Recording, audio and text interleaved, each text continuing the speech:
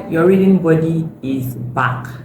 So today we are starting with our first book, but I also introduce something we'll be doing. So we will pick an author for the month, right? And then so that's that author's book we are reading that month.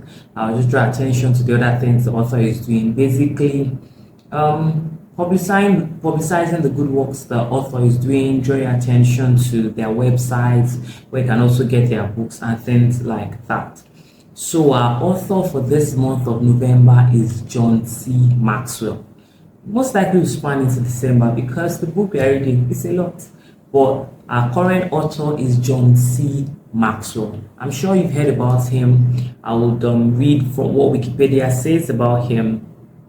First of all, so John Calvin Maxwell, born February 20, 1947, is an American author, speaker, and pastor who has written many books primarily focusing on leadership. Titles include The 21 Irrefutable Laws of Leadership and The 21 Indispensable Qualities of a Leader. Some of his books have been on the New York Times bestseller list. Now, if you want to know more about what John C. Maxwell is doing, you can go to maxwellleadership.com. That is his website. Once you open it, one of the first things you say is become the leader you were born to be.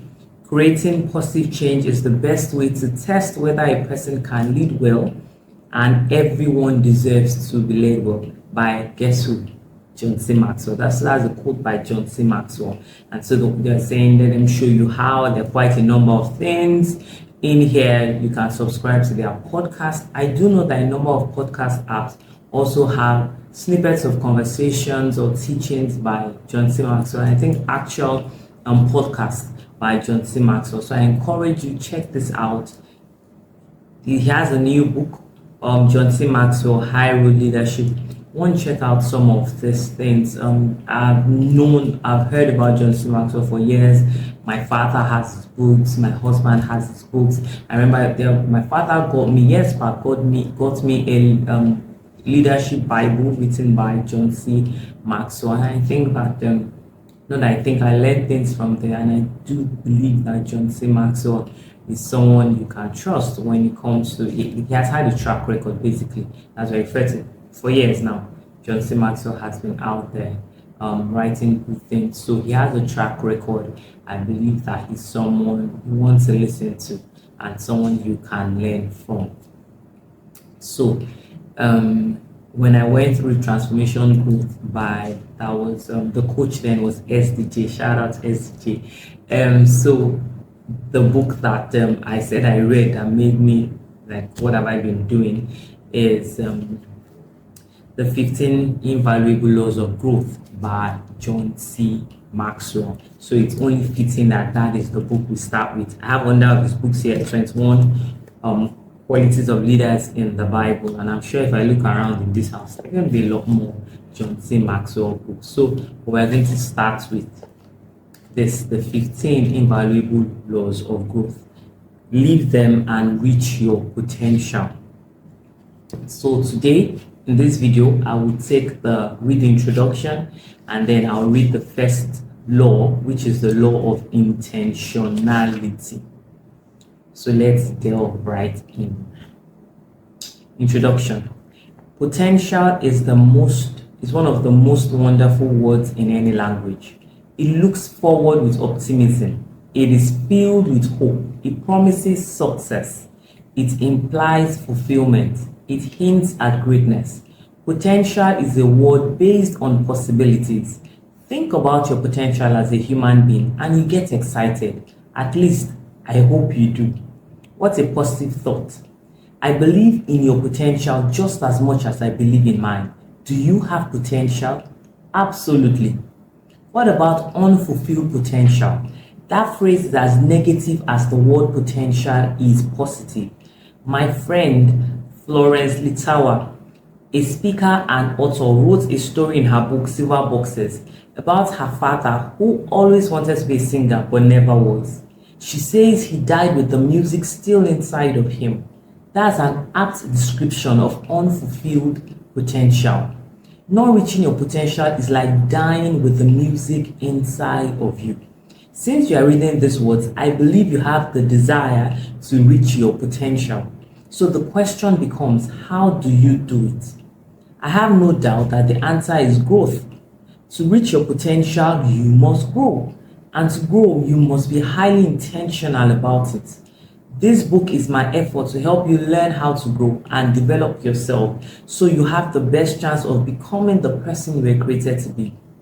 My desire is to help you develop the right attitude, learn more about your strengths, tap into your passions, become more in touch with your purpose, and develop your skills so that you can be all you can be. You may be aware that this is the third laws book I've written.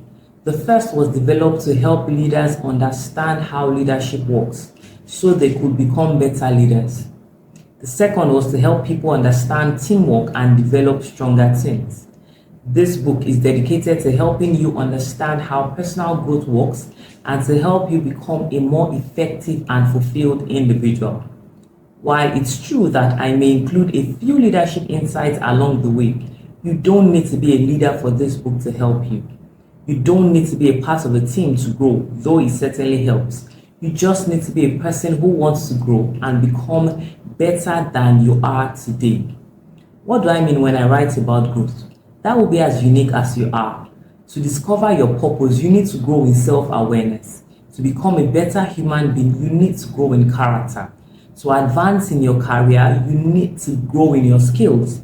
To be a better spouse or parent, you need to grow in relationships. To reach your financial goals, you need to grow in your knowledge about how money works. To enrich your soul, you need to grow spiritually. The specifics of growth change from person to person, but the principles are the same for every person. This book offers laws that will teach you how to approach the worthy goal of growing. It's a key that unlocks the door. You will have to put in the work to actually grow. My recommendation is that you tackle a chapter of this book every week. Discuss it with some friends. Do the application exercises that are at the end of each chapter. Keep a growth journal and incorporate what you are learning into your everyday life. You cannot change your life until you change something you do every day. By learning the laws and living them, you will be on your way to reaching your potential. If you keep learning and growing every day over the course of many years, you'll be astounded by how far it will take you. Chapter 1: The Law of Intentionality. Growth doesn't just happen. Life is now in session. Are you present? Do you have a plan for personal growth? Kurt Kampmeyer, the man who asked me the question, waited patiently for my response. It was a question that would change my life. I fumbled for answers. I listed my accomplishments from the previous 3 years. I talked about how hard I worked. I outlined my goals. I explained the things I was doing to reach more people. All of my answers were based on activity, not on improving. Finally, I had to admit it. I had no plan to become better. It was something I had never considered before, and it exposed a major flaw in my approach to work and success. When I started my career, I was intentional about working, reaching my goals, and being successful. I had a strategy: hard work. I hoped that would get me where I wanted to go. But working hard doesn't guarantee success, and hope isn't a strategy. How do you get better at what you do? How do you improve your relationships? How do you gain more depth and wisdom as a person? How do you gain insight? How do you overcome obstacles? Work harder, work longer, wait for things to get better?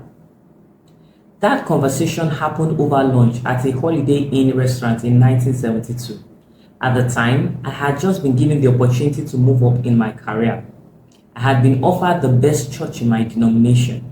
Think about being offered the top leadership job in the premier location in your company. That's what it was for me. The problem was that I was 24 years old. I was in way over my head, and I knew that if I didn't rise to the occasion, I would fail spectacularly.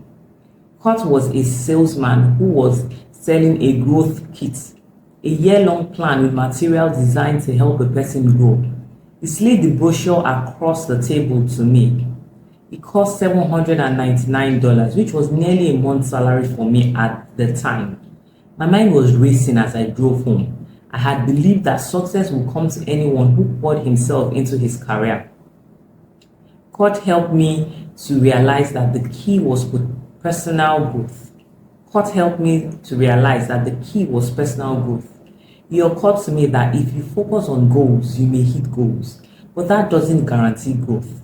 If you focus on growth, you will grow and also hit goals. As I drove, a quote from James Allen's "As a Man Thinketh" came to my mind. I had first read that book in 7th grade and had subsequently read nearly a dozen times. Allen wrote, "People are anxious to improve their circumstances, but are unwilling to improve themselves. They therefore remain bound." I couldn't afford what Kurt was offering, yet in my heart I knew that he had uncovered the key to the ability to meet my next leadership challenge and go to the higher levels in my career. I could see the gap between where I was and where I wanted to be, where I needed to be. It was a growth gap and I needed to figure out how to bridge it. Growth gap traps. If you have dreams, goals, or aspirations, you need to grow to achieve them. But if you are like I was, and if you are like most people, you have one or more mistaken beliefs that create a gap that keeps you from growing and reaching your potential. Take a look at the following 8 misconceptions about growth that may be holding you back from being as intentional as you need to be. Number 1, the assumption gap. I assume that I will automatically grow. When we are children, our bodies grow automatically.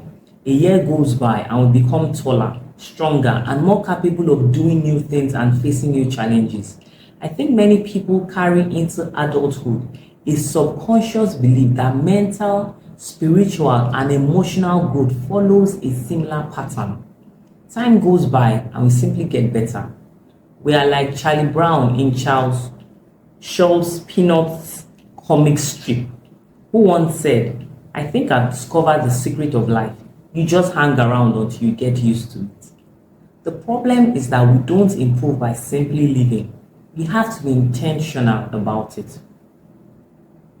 Musician Bruce Springsteen commented, "A time comes when you need to stop waiting for the man you want to become and start being the man you want to be." No one improves by accident. Personal growth doesn't just happen on its own. And once you are done with your formal education, you must take complete ownership of the growth process because nobody else will do it for you. As Michel de Montaigne observed, no wind favors him who has no destined pot. If you want your life to improve, you must improve yourself. You must make that a tangible target. Number 2, the knowledge gap. I don't know how to grow. After my meeting with Kurt Kampmeyer, I talked to everybody I knew and asked the same question Kurt had asked me. Do you have a growth plan?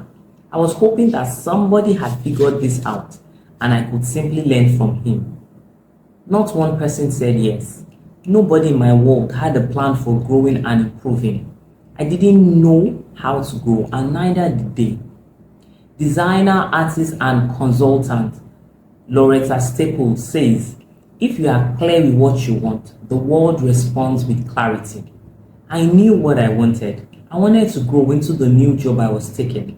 I wanted to become somebody capable of accomplishing the big goals I had set for myself. I just needed a way to do that. Many people learn only from the school of hard knocks. Difficult experiences teach them lessons the hard way, and they change, sometimes for the better, sometimes for the worse. The lessons are random and difficult. It's much better to plan your growth intentionally.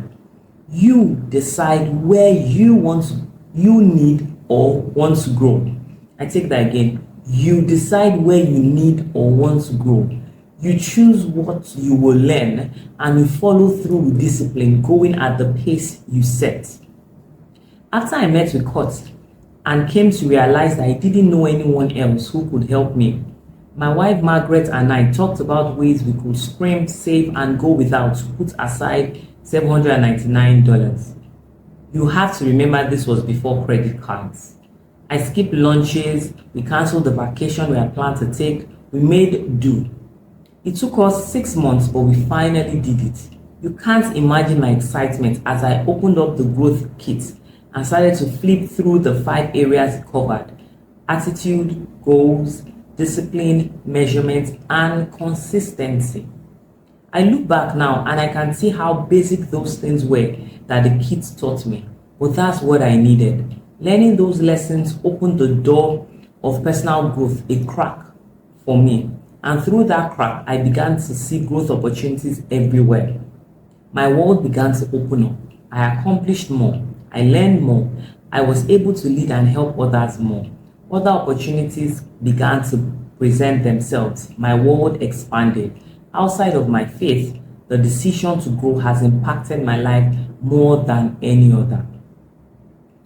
Number 3, the timing gap. It's not the right time to begin. When I was a kid, one of my father's favorite riddles to us went like this: 5 frogs are sitting on a log. 4 decide to jump off. How many are left? The first time he asked me, I answered 1. No, he responded, 5. Why? Because there's a difference between deciding and doing. That was a point that Dad often drove home with us. American politician Frank Clark said, "What great accomplishments would have in the world if everybody had done what they intended to do." Most people don't act as quickly as they should on things. They find themselves subject to the law of diminishing intent, which says the longer you wait to do something you should do now, the greater the odds that you will never actually do it. Back when I was deciding whether to try to buy that first personal growth plan, in a way I was lucky because I knew I was headed to a job where I would be in way over my head. Let me take that again. Back when I was deciding whether to try to buy that first personal growth plan, in a way I was lucky because I knew I was headed to a job where I would be in way over my head. I would be challenged beyond anything I'd ever done before. I would be under a microscope with high expectations, some for me to succeed, some for me to fail, from everyone who knew me. And I knew that if I didn't get better as a leader, I would fail. That prompted me to act as quickly as I could. You may be under similar personal or professional pressure right now. If you are, you're probably anxious to start growing and developing. But what if you are not? Whether you feel prompted to or not, now is the time to start growing. Author and Professor Leo Buscaglia asserted, "Life lived for tomorrow will always be a day away from being realized."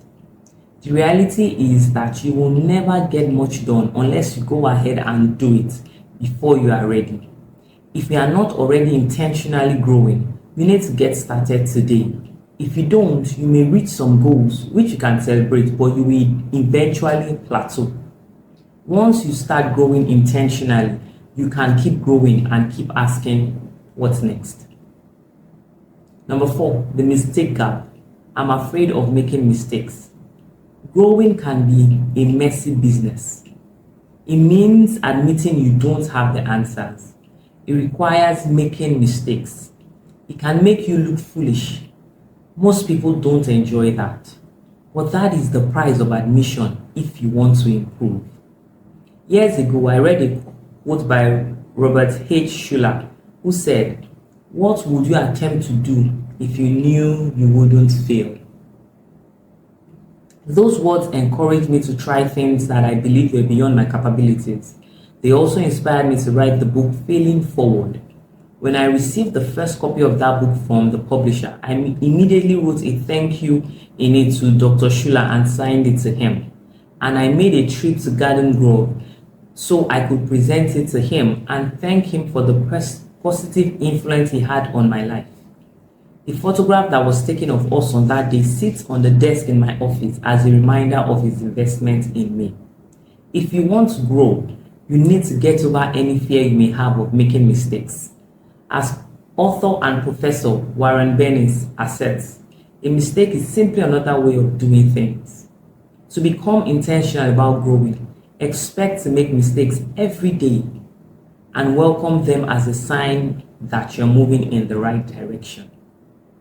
Number 5, the perfection gap. I have to find the best way before I start. Similar to the mistake gap is the perfection gap, the desire to find the best way to get started in a growth plan. When Kurt presented me with the idea of a growth plan, I went looking for the best way. But what I discovered is that I had it backward. I had to get started if I wanted to find the best way. It's similar to driving on an unfamiliar road at night. Ideally, you like to be able to see your whole route before you begin, but you see it progressively. As you move forward, a little more of the road is revealed to you. If you want to see more of the way, then get moving. Number 6, the inspiration gap. I don't feel like doing it. Many years ago, I was stuck in a doctor's waiting room for a really long time. So long, in fact, that I had completed all the work I had brought in with me for the wait and was looking for something productive to do. I flipped through a medical journal and found the following text, which has become one of my favorite examples of the inertia of motivation. And by the way, this was before Nike coined the phrase, "just do it." We hear it almost every day. Sigh, sigh, sigh. I just can't get myself motivated to lose weight, test my blood sugar, etc. And we hear an equal amount of sighs from diabetes educators who can't get their patients motivated to do the right things for their diabetes and health. We have news for you. Motivation is not going to strike you like lightning, and motivation is not something that someone else, nurse, doctor, family member, can bestow or force on you.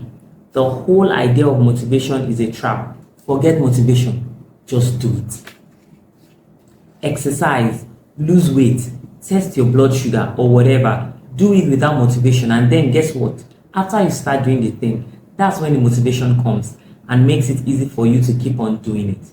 Motivation is like love and happiness. It's a byproduct. When you are actively engaged in doing something, it sneaks up and zaps you when you least expect it.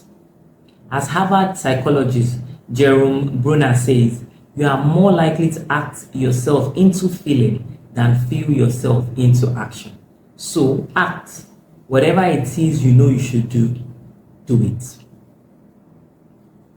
When Kurt suggested I needed to be intentional about growing, I had thousands of reasons not to do it. I didn't have the time, the money, the experience, and so on.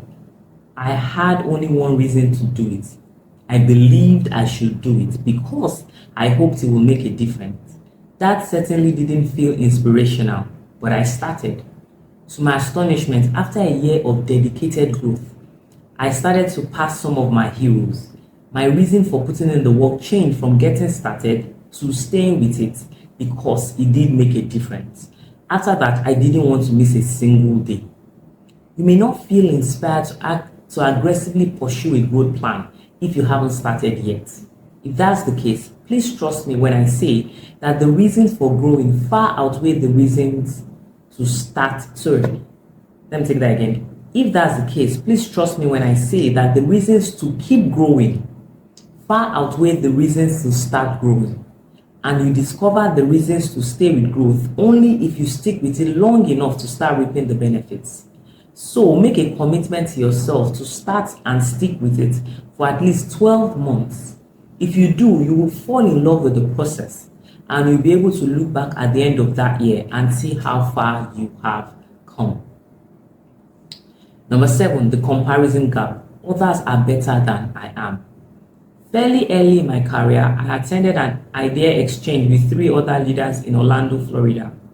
I went because at that time, I realized that I needed to be exposed to bigger and better leaders outside of my own small circle.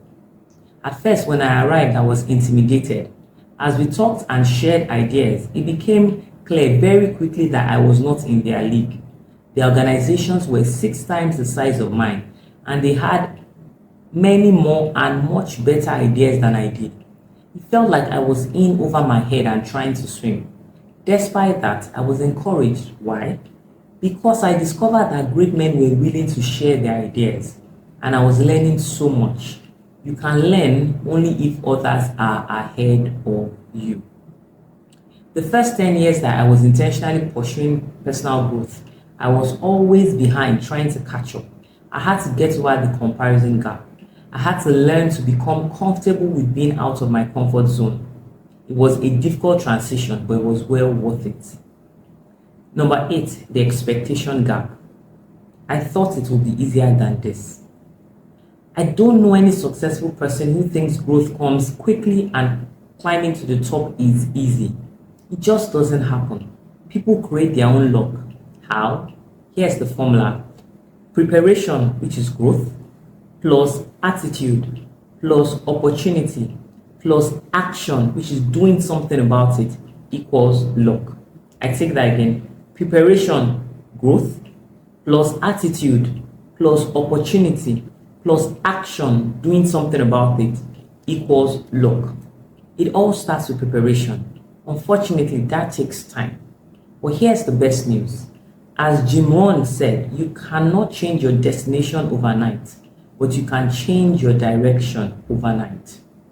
If you want to reach your goals and fulfill your potential, become intentional about personal growth. It will change your life. Making the transition to intentional growth. The sooner you make the transition to becoming intentional about your personal growth, the better it will be for you. Because growth compounds and accelerates if you remain intentional about it. Here's how to make the change. Number 1, ask the big question now. The first year that I engaged in intentional personal growth, I discovered that it was going to be a lifetime process.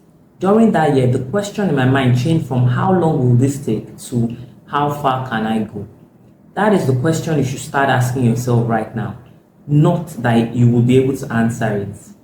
I started this growth journey 40 years ago and I still haven't answered it, but it will help you set the direction, if not the distance. Where do you want to go in life? What direction do you want to go? What's the farthest you can imagine going?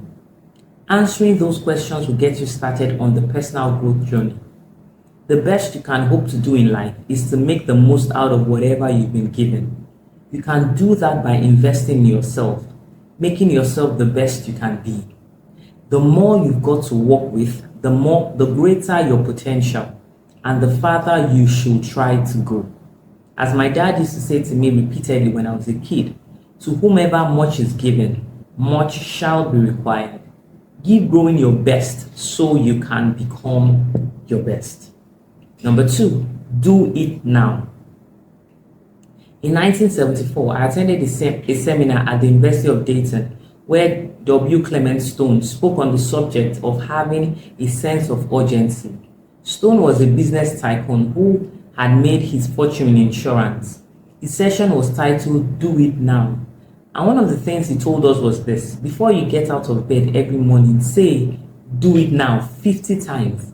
At the end of the day, before you go to sleep, the last thing you should do is say do it now 50 times. I'm guessing there were about 8,000 people in the audience that day. But it felt like he was talking to me personally. I went home and for the next 6 months, I actually followed his advice. The first thing every morning and the last thing before I went to sleep, I repeated the words, do it now. It gave me a tremendous sense of urgency. The greatest danger you face in this moment is the idea that you will make intentional growth a priority later. Don't fall into that trap. Recently, I read an article by Jennifer Reed in Success. She wrote, "Can there be a more insidious word? later, as in I'll do it later, or later, I'll have time to write that book that's been on my mind for the past 5 years, or I know I need to straighten out my finances, I will do it later. Later is one of those dream killers, one of the countless obstacles we put. Whew. Later is one of those dream killers, one of the countless obstacles we put up to derail our chances of success. The diet that starts tomorrow, the job hunt that happens eventually, the pursuit of life dream that begins someday, combined with other self-imposed roadblocks and lock us on autopilot.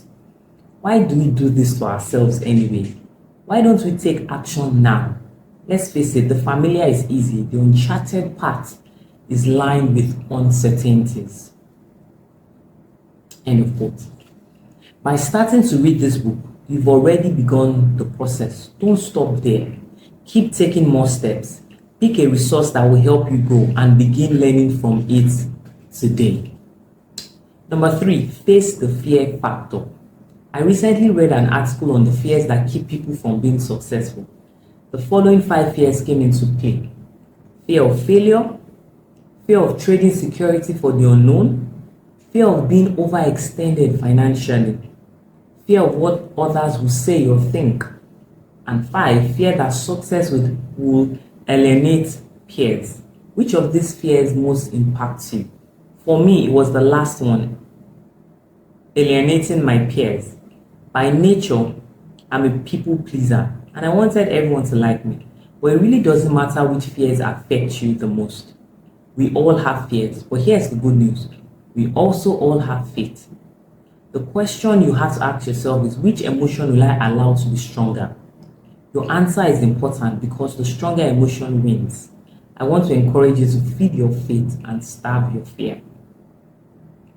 Number 4, change from accidental to intentional growth. People tend to get into ruts in life. They get into an easy groove and they don't try to break out of it, even when it's taking them in the wrong direction. After a while, they just get by. If they learn something, it's because of a happy accident. Don't let that happen to you. If that is the attitude you've developed, then you will do well to remember that the only difference between a rut and a grave is the length. How do you know if you slipped into a rut? Take a look at the differences between accidental growth and intentional growth. So there's a table here: accidental growth, intentional growth. So I'll read the accidental growth, the one under accidental growth, and then read the one under intentional growth. So accidental growth plans to start tomorrow. Intentional growth insists on starting today. Accidental growth waits for growth to come. Intentional growth takes complete responsibility to grow. Accidental growth learns only from mistakes. Intentional growth often learns before mistakes. Accidental growth depends on good luck.